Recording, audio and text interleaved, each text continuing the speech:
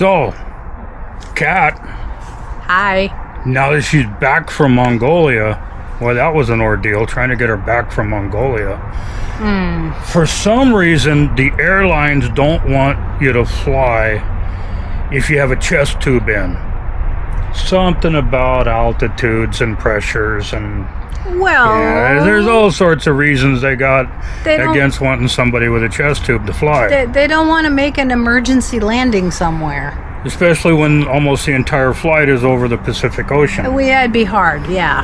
Mongolia to Korea, and then from Korea, To LAX. yeah. So there's a lot of ocean flying there. Taco Cat's getting blown around a little bit. That's cool because it's keeping us from burning up. Because it's cooling down. It's mid-October. It should be plenty cool by now, but it's Bakersfield, and Bakersfield gets confused sometimes. Bake is right in the name.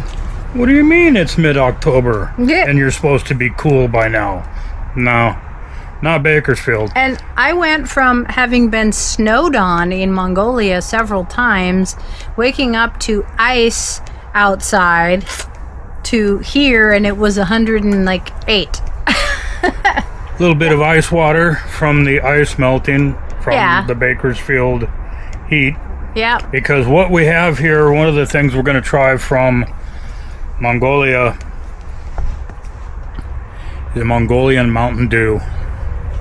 Yep. I brought It doesn't say Mongolian. It doesn't have anything printed in Mongolia, but it's different. It is definitely different. It's a different bottle. Oh, I love the bottle. The It's bottle reminds plastic. It's plastic, but it makes me think of uranium glass. Yeah, it's like the old style bottle, but in plastic. It's a vibrant green. It says what? It's vibrant oh, green. It's a vibrant green. Okay. Yes, I got excited So when let's I see. found that. Some of the machines in Mongolia Tighten them up. get a little crazy. I would offer to help, but I don't have any. No, you ain't I gonna have, help I much. have no muscle strength. Look right over there on now. the other side of that camera case and see what there's a tool over there that we will get this thing open with. Ta-da! Good old-fashioned vice grips. All right. Well, actually, these aren't the old-fashioned vice grips. These are the newer These ones are the new vice grips. that don't have the unlocking handle on them. They just have different Oh, there we geometry. go. You loosened Opened it. right up. Okay.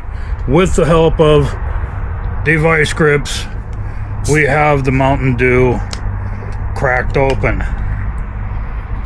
We pour it into the radioactive glass. There you go. It's doing its fizzy thing like it's supposed to. There we go. Uh-huh. We'll set that thing down and let it get Now- cooled a little bit. Now, while we're doing that, I'm going to talk a little bit about this bowl that I got from Mongolia. It's got horses on it. It's got horses on it all the way around. Horses are a very big deal. Horses are life in Mongolia. They're your transportation. Sometimes they're your food. They provide milk. And this is an ereg bowl. So ereg is fermented mare's milk. And I had it and I actually quite liked it. It is served in a bowl like this. The bowl is always to be filled full before you pass it around to everybody. And you're going to pass it right-handed. Now, what is unique about this bowl is before the car accident that I was in,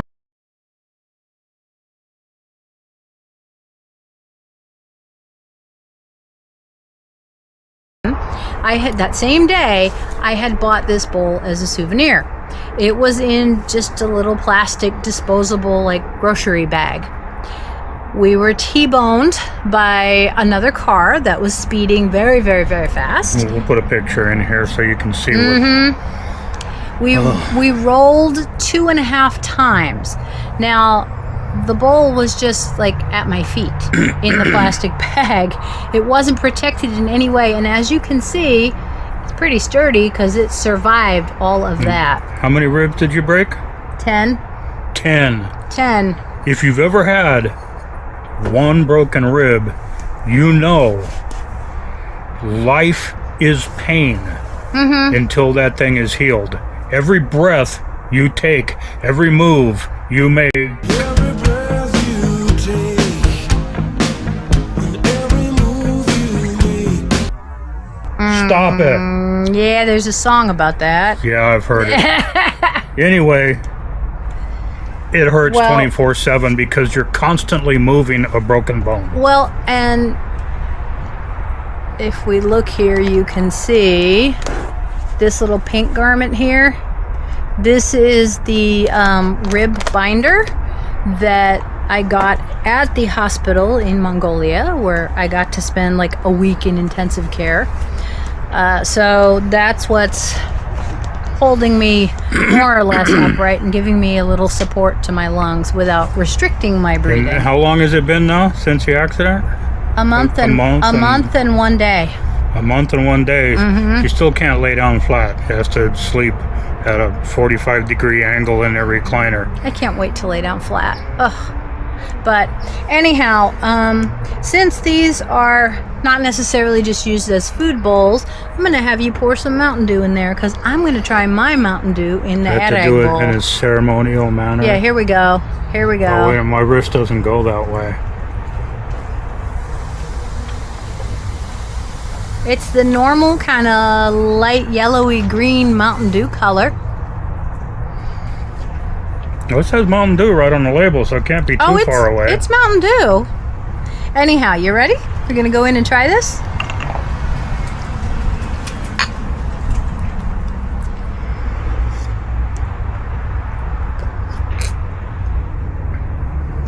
Oh, It is different. it's different. I like it better than ours. It's different. It's I couldn't possibly describe how, but it's different. it's smoother. I mean, it's still carbonated, but the mouthfeel is smoother.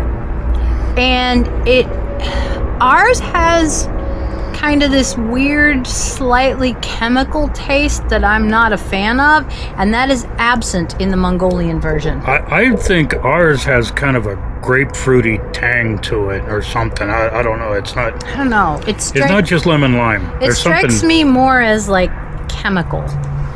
And I'm not a huge fan of it. Now, this is full sugar. It's actually made with real sugar, so that might be part of it, part of the taste difference, because it doesn't have the various and sundry artificial sweeteners we have in ours. But I like it. A Mongolian Mountain Dew, like if we could get this, I wouldn't drink it all the time because it's still high test sugar. Yeah. But I would drink it on occasion. So, what do you have there? Well, we set down the Mountain Dew. Okay, you have my no brand, generic, purple sweet potato chips. Now, I got this at a store called E-Mart, which is actually a Korean store, and it's kind of like the Walmart and Costco love child of Korea, but it's all over Mongolia. And we got a ride there. So we had our friend Erdine Bat, Bat Erdine, I got his name backwards, who took us there, which was very kind of him. And I trundled around lugging my box of lung chest tube drain everywhere I went. So now these... That's got to be fun. Oh, it got heavy. By the end, with almost 2 liters of fluid in there, it got heavy. But anyhow, these are a little crumbled because, of course, we tried them in Mongolia before we left, and I wished I had bought more tubes of this because they're wonderful. I love them. They are sweet. Not like dessert sweet, but slightly sweet. And as you can see, they are exceedingly purple. Now, that's actually not food coloring. That's the color of the purple sweet potatoes. And they're better for you than regular sweet potatoes because they're really high in anthocyanins, which most purple foods are. Says right on there, no brand. Made for consumer. I haven't translated the rest of it from the Korean. Purple sweet potato chip. But they're good. Very good. They're salty, but not so salty they make your mouth hurt. They're sweeter than they are salty, Yeah, which is not a bad thing. I really like these. Sweet and salty is a good combination, but there's different balances of it. And this is good. This is very good. Anyhow, thank you to Bot for schlepping us around a little bit. This was after the accident when I got out of the hospital, but was hanging out in our hotel room waiting for us to get airline approval for me to fly home with said lung tube. So he picked us up one day and he took us first to see a monastery that you will get to see, the Golden Monastery, which was incredible. And I'm really glad we got to do that. We also got to discuss some really interesting Mongolian history and like social changes since the USSR fell. Because Mongolia was very closely allied with the USSR. Politically, things Against were very, their will for the most part, right? well, there was a lot of suppression of their history and culture. So we had really good conversations with Bat. And again, he took us there, and then he took us to E-Mart, and then there was another day he took us to see the Genghis Khan Museum, which was amazing. I figure I can be at the hotel in pain, walking around in the lobby for exercise, or I can be in an awesome museum in pain, walking around for exercise. Genghis Khan is quite a popular figure in Mongolia. Pictures everywhere. He's all over the money, the government buildings. They're very proud of him. The national hero of Mongolia. Oh, yes. Genghis Khan they're very, very proud of him and their history and all of the things that he did. So he's everywhere. Was it called Mongolia then? Yeah, because they're Mongols. There is not actually a Mongolian word for Mongolia. They just call themselves Mongols. So whenever you see it written or hear it, they're going to refer to themselves as Mongols. Yeah. It's not the Harley Club, the Mongols. Well, I'm not familiar with them. There's a Harley Club called the Mongols? They're like Hell's Angels. It's a different club, but they're of that type. That type? Okay. But I think they're probably a little different. I'm not so sure about this bag of Cheetos because it's flat. It doesn't have any pressure in it. So we'll see what they look like. But it's got the picture of a Mongolian rap star, I guess. It does? Who else is going to wear their hood up with a microphone and That's Chester Cheeto. playing like he's a rap star? Well, yeah, but he's not necessarily a Mongolian. He's just Chester Cheeto. As long as he doesn't make any noise, because I can't stand that stuff. We'll see. Let's open this up. I think he might crunch. I hope they're crunchy. Like I say, there's no But air pressure. Is there a particular... I'm thinking... I can't read Mongolian, but that looks almost like it's trying to say ketchup. I'm pretty sure these are ketchup flavored. I can read some Mongolian. I'm by no means fluent in it, but I can read some. They're shaped like shoestring fries. They are. They're not puffy like we're used to. That's an entirely different shape. Oop, there it is. Interesting.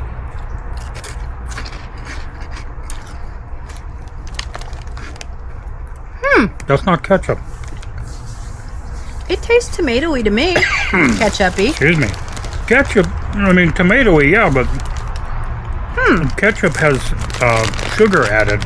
I would have thought they would be little rings, but I guess that's part of the speaker on the front there. There's a picture of a bottle of ketchup. Those are ketchup flavored. Okay.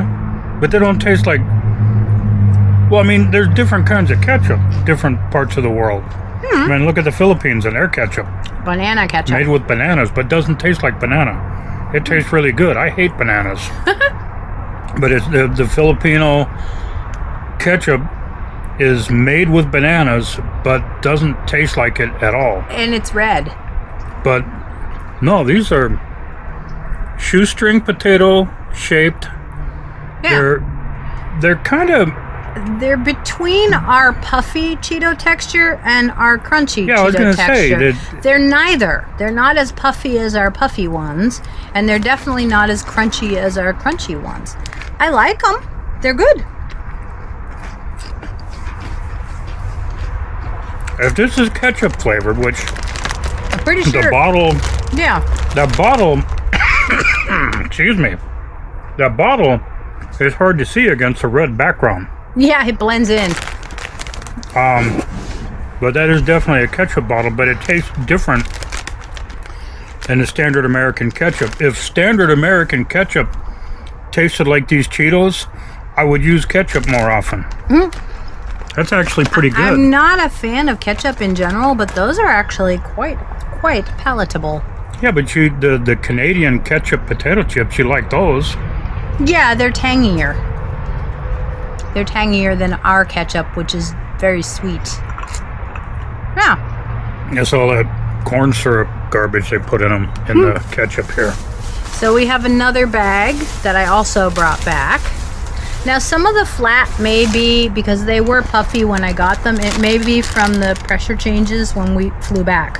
That could be. Because that's like, normally it's a 2-day trip. So it's a lot of Yeah. time at altitude. Well, it's also 2 times going up to altitude and back down And not just rather once. than So just one. they were puffier than that when I bought them. Here's Chester the Cheeto dude on a bicycle. Uh-huh. And can you figure out what that flavor is looking at the Mongolian on the front right there? It looks like CBIP. Chip. Nope, it's not chip. Hey, he even says, see, it's kind of, the light is over here, so it's dark on this side. I can't, Chester something or other right Chester there. Cheetah. Chester Cheeto. Chester, well, a cheetah, but yeah. Cheetah. Yeah, Chester Cheetah. Cheetah. Cheetos. That's Cheeto's mascot. I never paid much attention to Chester. I just like Cheetos. So let's open this up, and I'll take a smell. Now, I know what And- the flavor is because I can actually read that word in Mongolian. Now, Mongolian is written in one way with the Cyrillic alphabet. That is some strong cheese. You got the flavor now. And they are in the shape They're of the standard They're Cheeto puff puff Cheetos. shape. Oh, okay. Let me try these. I didn't get to try these. Oh, But that's yeah, very strong. The cheese smell is very strong. Anyhow, it does use the Cyrillic alphabet, but it is a different language than Mongolian. So if you dig up Google Translate and you take a screen translation capture of Mongolian and try and translate it as Russian, it will give you back gibberish. And vice versa if you try and translate Russian as Mongolian. So they're very different languages, just the same alphabet. These are good.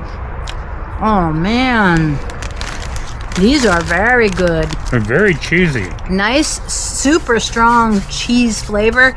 It's a nicer cheese flavor than our Cheetos, which are cheese flavored. I like that spice blend.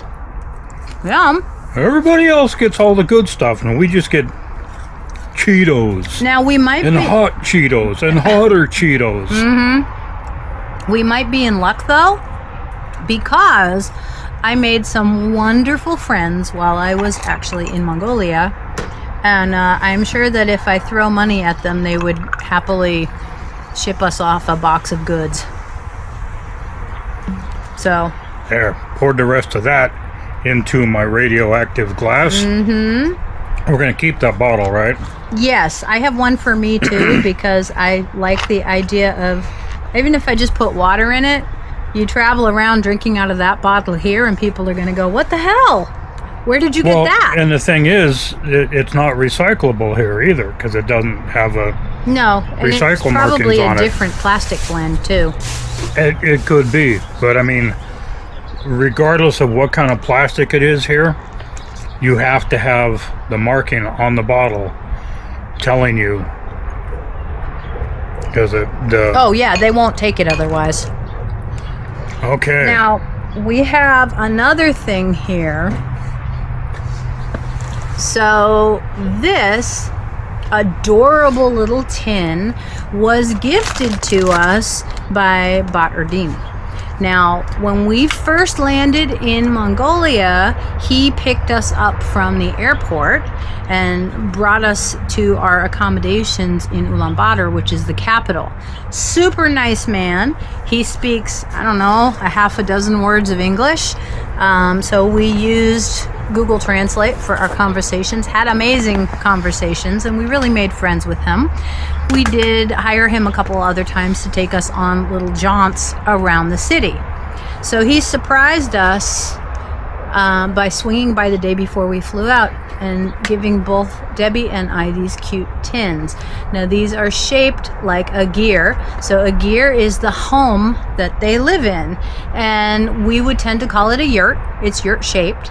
And I learned that the difference between a yurt and a gyr is the basic structure is the same, but a gyr has a thick wool felt covering layer under, over the framework, but under the outer cover, and a yurt does not have that. But they're certainly related structures. Now, the walls on the actual item are vertical, not sloped in, right? They are vertical.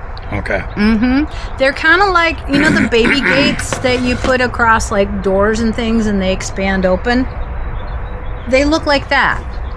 And so each one will have a set number of wall segments, and they lash them together, and the number of walls is how you actually determine the size of your gear. So all 4 wall gears are the same size, all 3 wall gears are the same size. But anyhow, this little tin here, which I'm going to kind of go around. So we have the door here, and then we have our happy little family here. They're wearing traditional clothes. And then we have the wagon that they use to cart whatever they need to cart around. And over here, that would be a basket of dung. So, yes. Gotta have a basket of dung. It's a basket of dung. It's a horse, goat, sheep, sometimes cow or yak. Most commonly, or maybe camel too. All the vegetarians. It's the vegetarian dungs. And there's a rake next to it because they'll wear the basket on their back and they use the little wooden rake to scoop the dung up and into the basket where it dries. And then they burn it for fuel. And it does 2 things. Number 1, the smoke from the burning dung keeps the flies away, because if they're home, their door is open all the time. There's also an open roof vent up on the top, which you can see right here. So half of it is covered with the cover, and the other half of it is the central ring, which lets in daylight and gives you some ventilation. So the flies can get in, but the dung actually keeps them down. It smells sweet. It smells like sweet burning grass. So it actually smells quite pleasant. Now, what else do we have next to the dung? We have our Mongolian dog. They're all over the place. They're a good-sized dog. They're like bigger than a lab. And they almost never heard one bark. They're amazingly well behaved. But anyhow, so I'm going to pop this open. So my top is going to come off. Well, they burn the dung also because wood is very hard to come by. It's very much a desert nation. Oh yeah. And even the areas where it does rain a little bit, they're not like heavily forested. So you're not going to burn wood. You get your hands on a piece of wood, you're going to make something out of it. Yeah, most often they're burning either dung during the summer, or in the winter they burn coal. And it's not bitumen coal. You know, that nice high-grade bitumen coal that we have most of the time. If someone has coal here, it's a much softer, lower-grade coal. So when we were walking around in the Gear District, there's actually warning signs up in the neighborhoods to warn people to be alert for carbon monoxide poisoning, because you cannot smell it. And with everybody burning coal, that is a problem in the winter. So they are aware of that, and they have to take measures. If you're burning coal, you got to ventilate. You do have to ventilate, which when it gets to be minus 40, minus 50, whoa. Ventilation is important, but it's also cold. You got to do it right. You got to do it safely. Anyhow, on the inside of the lid here, you can see what looks like the inside of a gear. So it's a nice sunny day. We have some sky and clouds, the other half of the cover, and there's all these little roof supports, which I don't know if you can see them, but they're all painted with designs, and they look very much like the ones we saw staying in gears. Well, see, that's the other thing. When they get their hands on a piece of wood, they are just... There's something inside their mind that compels them to take that piece of wood and not just build something with it, but carve it very ornately and make whatever they're building beautiful. Like I'm assuming that the door frame and the door on this, they're painted. Now, So I don't know if you can see that, but there's designs painted all over it. inside the tin, Yes, that's not only way is cool. there chocolate, but the inside wall of the tin is painted with to look like the stuff. a gear, like Inside the a ones gear. you stay in. That is a very cool tin overall. I'm gonna give you a chocolate. And the floor too. Yes. It's got rugs. So if I look in here, first of amazing. all, we have the brazier, the open brazier for the fire, and next to it a basket of dung. These are the rugs. There's 2 rugs. The rugs are made out of wool felt. They're handmade. They're kind of quilted together. And then this is another rug with a little table that's decorated and 2 little square stools. So that's what you would sit on. It doesn't stop there because it's going to be hard to see from here. But if you turn around and you look at the wall, there's cabinets, there's beds, there's all kinds of fun stuff in there. That tin is amazing. This I've never seen Tin is such detail. spectacular, and it's exactly like the gears we stayed in. And on the bottom, it says Golden Gobi. Golden Gobi, Yeah. Which is the Gobi Desert. and we did spend quite a bit of time in the Gobi Desert. But yeah, so the tin is wonderful. I'm going to be reusing this tin for things for years to come because it's quite spectacular. That's not just for like thread and needles and stuff. That's for something important. This is for special stuff. Yeah, that's a special tin. I'm looking at it. Okay, there's the dish cabinet. So there's no plumbing obviously in a gear, and they always have a special cabinet that has a bottle, a water bottle hung over it that's got a dispenser. It's kind of like a giant gerbil drinking water bottle. And so you touch the bottom of it and you get the water so you can wash your hands and whatever else you want to do. And then there's also, okay, I don't know if you can see it here, but here there's a big bag hung on the wall of this. That is an erag skin. So that's where they ferment the milk. They milk the mares every 2 or 3 hours throughout the day. It goes right into that bag. They have what looks like a giant dasher, like you would use if you were gonna churn butter. And they churn the milk. And when they're churning the milk, it mixes it well, aerates it, and it ferments. And if you put your ear to it, it's hissing. It's like if you shook up a bottle and then you took a listen to it and you can hear all that fizzy, fizzy, fizzy. It's actually, that's what you're hearing from the fermentation. Even the chocolate is shaped like a gear. Yes. And, now, granted, we've already tried this, of course. It's wonderful. It is delicious. So good. And I mean, look at how pretty the wrapper is. Even the wrapper is beautiful. Like, I'm like, what can I do with these little wrappers? Because they're cute. And if you look at the chocolate, which we aren't going to get that resolution here, but molded into the chocolate is the geared door and the ropes that wrap around the outer walls. I never even saw that. I don't have my glasses It's got on. all of the detail in the actual chocolates. Wow. Yeah. Yum. They like to make things fancy. It's I mean, melty. it's just it's a culture that likes to decorate, and it's like in India. If you're a truck driver in India, it's not just a truck. It's a place to hang all of your goodies. It's decorated. And it's beautiful. I mean, some of them are just unbelievable how many goodies I got hanging, Oh, man. or painted or whatever. And That is so good. they like to do ornate decorations on everything they own. Well, you've got, even if they haven't painted it, the carving is exquisite. We'll insert a few images from pictures that I took of some of the incredible woodwork that I The saw. doors and the door pillars and Yeah. You know, I had such a wonderful time, and I made wonderful friends while I was there. I am definitely wanting to go back. Not right now, because I need to heal. And then I'm going to need to save some money. Because it's not inexpensive to get all the way to Mongolia.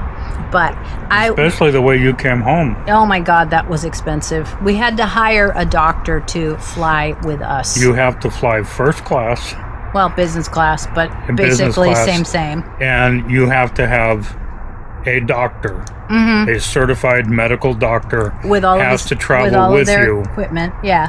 because she was traveling with a chest tube in. So for those of you who don't know what a chest tube is, if your lung You're lucky. collapses, yeah, may you never have that experience, because it was not a good time. They cut a hole in your side, and they have this tube that gets fed in through and shoved through all of the tissue until it reaches the lung. And then they pop it through into the lung, That hurts to even think about. which hurts even worse than the unthinkable agony of the previous steps. the and- 10 broken ribs. That's not even counting the ribs. That's just the insertion of the tube. It's singularly the most painful experience I've ever had, and I don't wish it on anybody. It did save my life. If you're in this country and you have to have a chest tube, you are going to be either sedated or there's going to be some local Well, they give you some pain medicine. there's anesthetic, local anesthetic Well, you will get. Now they did it in Mongolia. They gave it to her without any Yeah. pain medication, Yeah, it was. which is unimaginable to us. It was brutal.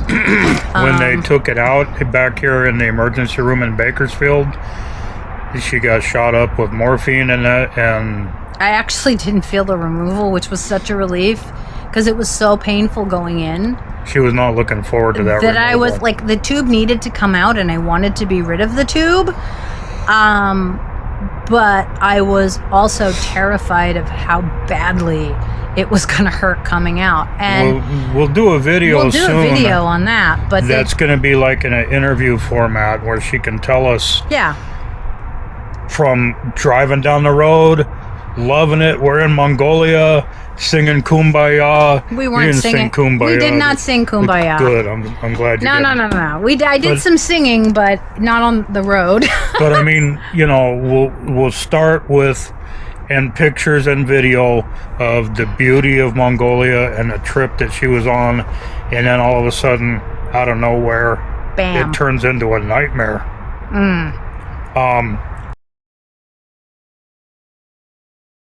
That Being in a bad accident here and being transported to a hospital and treated and all of that is bad enough. But in Mongolia, where you don't speak the language, the people you're dealing with have a really hard time communicating with you. And you described the Mongolian medical system as brutally efficient.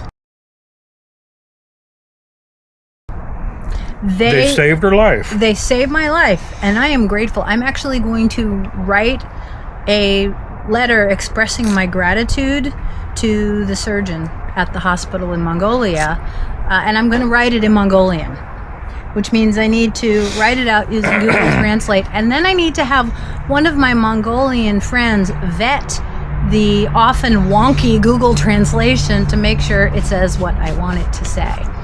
And I'm going to actually send a thank you letter to the surgeon because they saved my life. Mongolia was beautiful. The people were beautiful. Oh, yes. The accident was not beautiful. And the thing is, people can't imagine why she would want to go back to a place that she had such a brutal experience. But that same accident could easily have happened. It could have happened here anywhere in Bakersfield. It could have happened anywhere. There's not Mongolia. There's reckless drivers everywhere. Actually, when the police were interviewing me, they asked if I would come back to Mongolia, and I said, of course, I really want to come back, but I don't want to come back for court because, of course, there is a legal case pending in Mongolia, and Debbie and I are obviously involved in that. I want to come back to continue to explore the country and meet more people and continue with the incredible experiences we had. I don't want to come back just to go to court. That's no fun. And they were really surprised.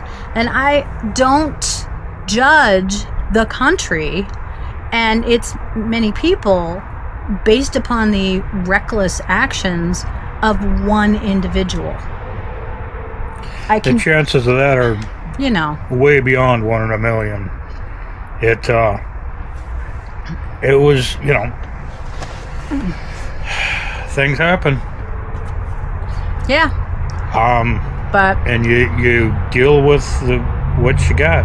I didn't really have any other choice. People are talking about how resilient and brave and strong and badass I am, and honestly, I don't feel like any of those things. I got through it.